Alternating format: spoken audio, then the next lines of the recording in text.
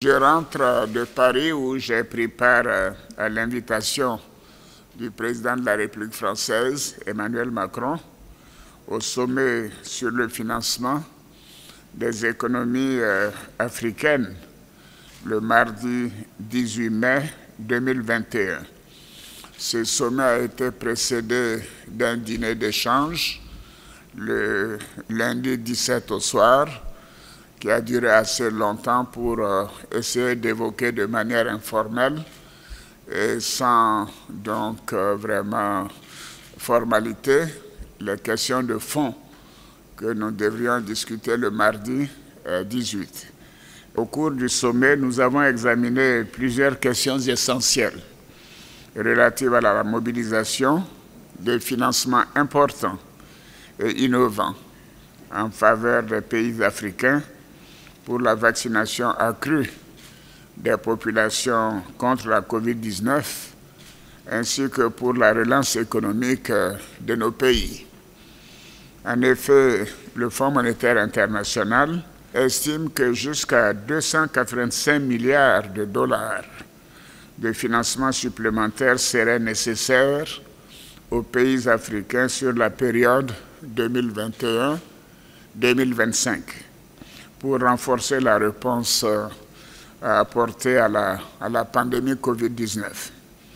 Sans une action collective, le financement et les objectifs du programme de développement durable de l'horizon 2030 des Nations Unies et de l'agenda 2063 de l'Union africaine seraient compromis.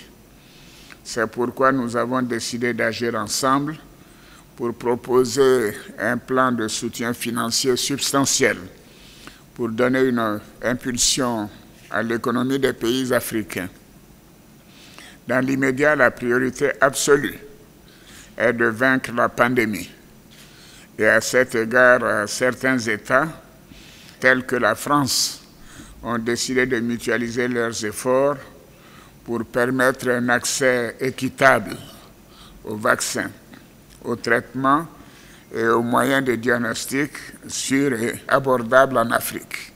Nous nous proposons d'accélérer en particulier avec le secteur privé la production en Afrique de vaccins et le transfert des droits de propriété intellectuelle ainsi que le savoir-faire.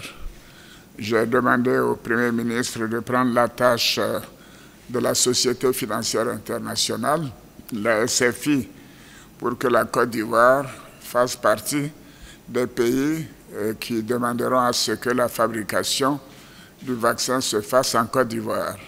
Donc nous demandons que la Côte d'Ivoire, qui a déjà le centre de Grand Bassam, puisse faire partie des pays à sélectionner pour la mise en place de structures pouvant fabriquer donc le vaccin, d'autant plus que nous sommes très avancés et nous avons fait des investissements importants au niveau de l'Institut Pasteur.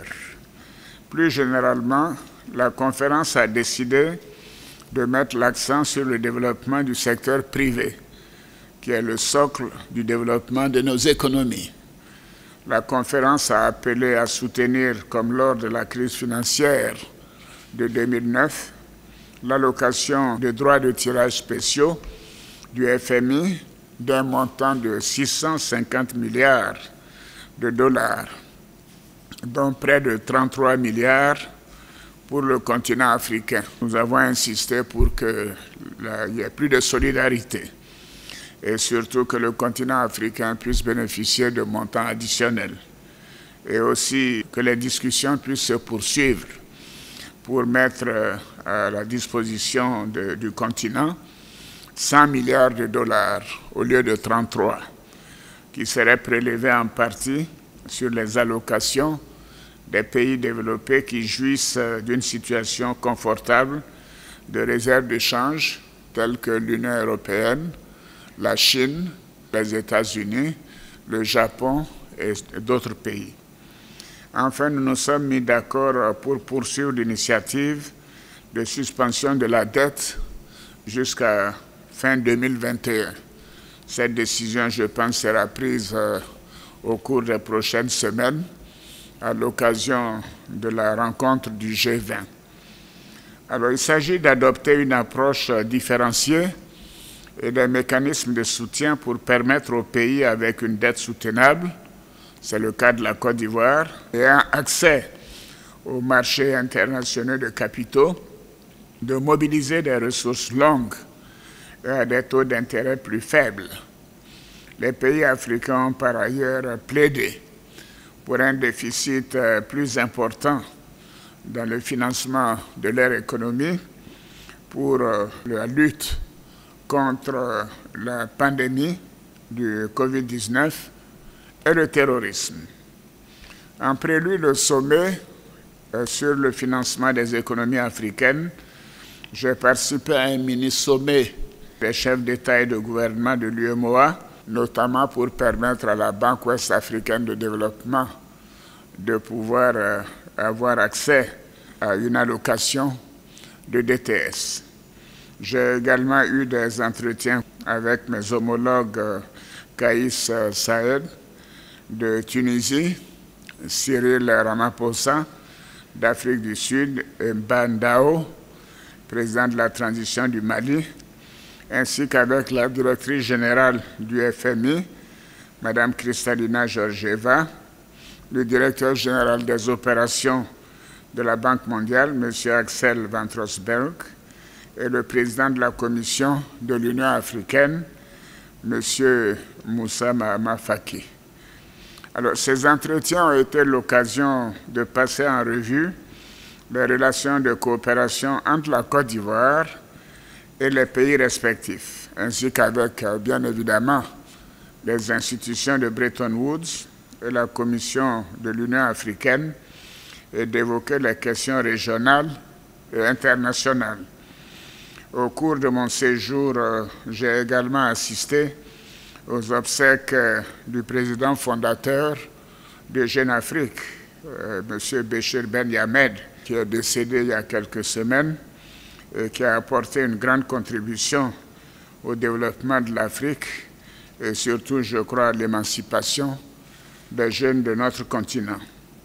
Alors, pour conclure, je peux dire que ce sommet a été un grand succès.